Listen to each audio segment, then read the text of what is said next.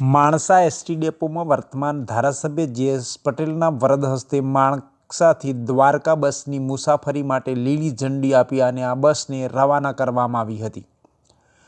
Mansa ST depot ખાતે વર્તમાન ધારાસભ્યના પ્રયત્નોથી માણસાની જનતાને માણસા ડેપોમાં માણસાથી દ્વારકા જવા માટે 2 સ્લીપર કોચ બસ અને અન્ય એક બસ મળી કુલ 3 બસો ફાળવવામાં આવી છે, જેને આજરોજ લીલી ઝંડી આપવામાં આવી હતી, જેમાં માણસાના ધારાસભ્ય દ્વારા આ લીલી ઝંડી અપાઈ હતી.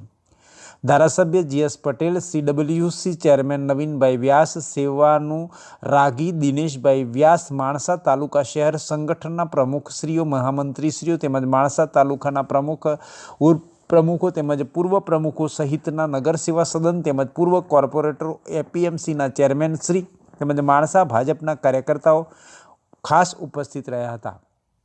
માણસા દ્વારકા બસમાં પહેલીવાર મુસાફરી માટે જનાર માણસા શહેર અને તાલુકાની મહિલા મોરચાની બહેનો તેમજ માણસા એસટી ડેપોના મેનેજર મયુરભાઈ ત્રિવેદી, માણસા એસટી ડેપોનો સ્ટાફ તેમજ એસટી ડેપો સહિત માણસાની જનતામાં પણ ભારે ઉત્સાહ જોવા મળ્યો હતો.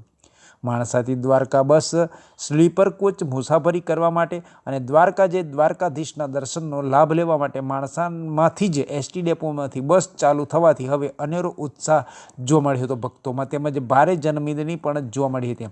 આ ઉત્સાહની સાથે માણસા ડેપોમાંથી માણસા દ્વારકા બસની પૂજા કરવામાં આવી અને તેને લીલી ઝંડી બતાવી અને દ્વારકા માટે રવાના કરવામાં આવી હતી.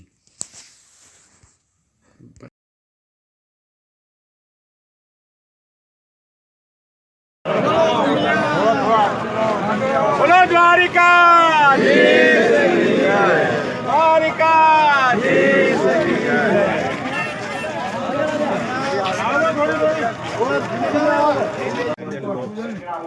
સાહેબ શ્રી આજ માણસા મુકામે જે દ્વારકાધીશના દર્શનાર્થીઓ આપણે જે હાલાકી ભોગી રહ્યા હતા અને તમારા આવ્યા પછી જે તમે આ શુભ શરૂઆત કરાવી માણસા એસટી ડેપોમાંથી, તેના વિશે શું કહેવું છે?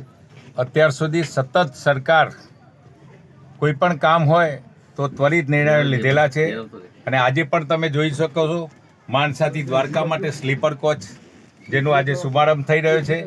સમગ્ર માણસા નગરવાસીઓ માટે આજનો દિવસ ખૂબ સુખ ઘડી છે.